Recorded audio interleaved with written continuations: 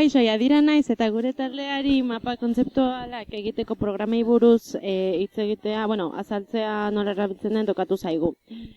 Hori dira eta Tagul izeneko programa bat nola erabiltzen den azalduko dizuet.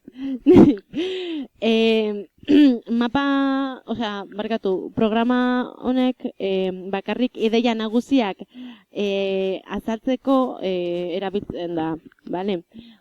Orduan, egingo dugu lehenengo gauza, internetera sartu da. Programa honen gauza ona da ez dela deskargatu behar, interneten bidez egiten dela, da hori. Hemen jazten dugu Tagul. Tagul. Klikatzen dugu lehenengo linka eta orain, hemen gaude, Taguleko programan ja.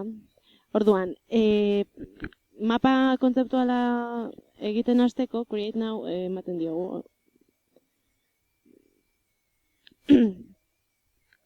Bale, hemen gaude, hau da programa. Oso erraza da erabiltzeko. Orduan, hasteko egin behar duguna da, aukeratu gure ideia nagusiak. Nik nire ikaskideen izenak jarriko ditut eta dira hain ize,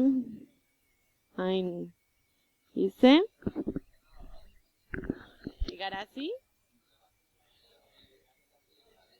eta Amaia.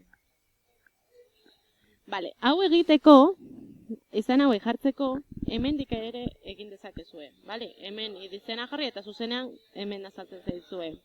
Nik ja zuzenean jarri ditut hemen, bale? Garratu hauetan.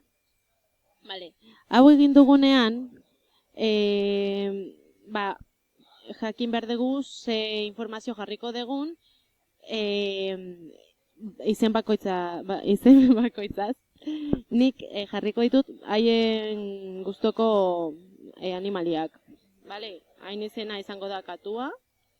Orduan, katuen argazkiak jarriko ditut eta linka kopiatzen dugu. Control C. Eta ematen diogu hemen, bale? Linka kopiatzeko link options. Show link options eta open links in new window. Hemen ematen diogu. Bale, orain, hemen,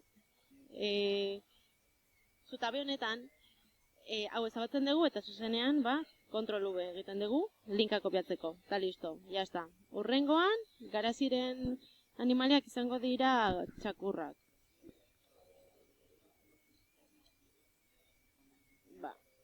Txakurren argazkiak jarriko ditut. Bale, eta hemen ezabatzen dut, Control V, linka kopiatuta. Eta maiarenak izango dira, puntziak.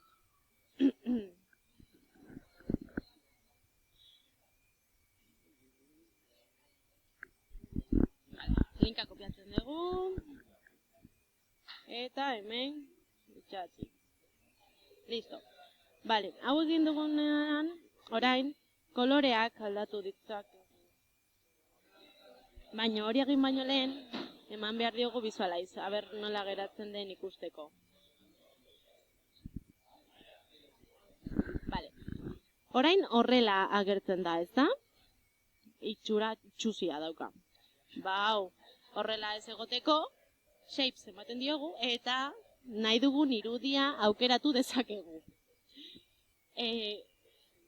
Nire mapa animaliei buruz hitz egiten duenez, animali bat aukeratuko dut. Hemen beste irudi batzuk dituzue, baina nik animaliak aukeratu ditut, así que hau erabiliko dut, bale? Irudi hau. Hemen, fonts, ematen diozunean, hemen agertzen den letra aldatu dezakegu. Nik erabakiko dut letra hau agertzea. Listo, ya está. Hemen letraren norabidea aukeratu dezakegu, bale? Ba, nik hau nahi dut, listo. Eta letraren kolorea ere aldatu dezakegu, baina, bueno, ez dut ezer egingo hemen. Bale, listo, orduan ematen diogu, berriz, visualize. Eta itxoiten dugu.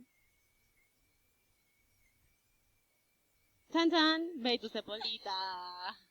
Ze polita agertzen den orain. Listo. Berriz, bueltatzen gara, words. Vale? Words jartzen duen lekura. Eta hemen,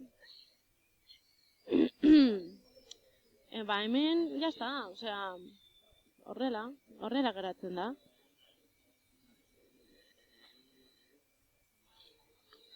Bueno, jarraitzen dugu. Orain ja, irudia aukeratu dugu, letra ere, gure gaia baita ere, ba orain, letraren kolorean ni aldatu nahi dut. Bakoitzari kolore bat jarriko diot. Bale, ematen diogu hemen, txan. Eta kolore bat aukeratzen dugu. Kolore hau adibidez, ainize. Select eta listo, behitu. Ikusten, letraren kolorea aldatzen da. Urrengoa, garazi. Ba honi beste kolore bat jarriko diogu. Morea. Listo. Eta amaiari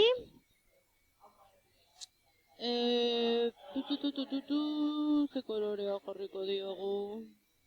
Gorria, bueno, kolore hori. Listo.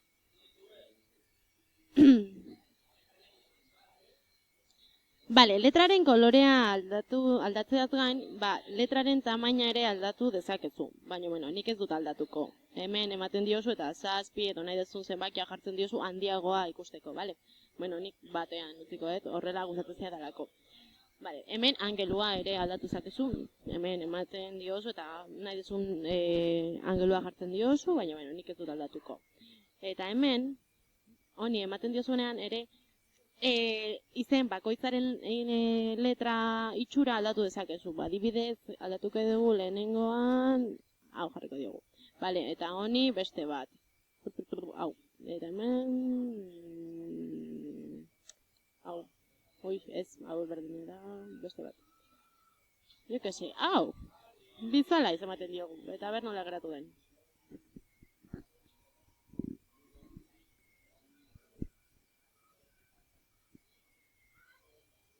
Txan, ikusten dezuen bezala aldatu egin da. Así que listo. Bale, eta orain, gogoratzen zarete, hemen izen bakoitzari link bat jarri diogula. Bale, orduan, orain, izen bat klikatzen dugunean, ba, link honi eramango gaitu, barkatu. Bueno, ba, proba egingo egu, Amaia adibidez. Barkatu, garazi. Eta txakurren linkara ematen gaitu. Eta orain Amaiari ematen badiogu, ba untxien horrira eramango gaitu eta hainitzen bakatuena. Listo, jazta, hori da guztia. Eta orain hemen ematen badiozu, ba handian ikusi dezakezue eta berdin, hemen eman eta hori. Ba, listo, hau da guztia eta orain save change eta listo. Bueno, egin duguna gorde ahal izateko erregistratu behar gara, baina, bueno, ez dezue hori zertan egin behar, ze beste aukera batzuk daude, cancel emango diot, bale? Adibidez, eman diezaikezu hemen, download and share. Hemen, aukera batzuk agertzen dira. Eta konpartitu dezakezue Facebooken, Twitterren edo nahi dezuten lekuan. Bale?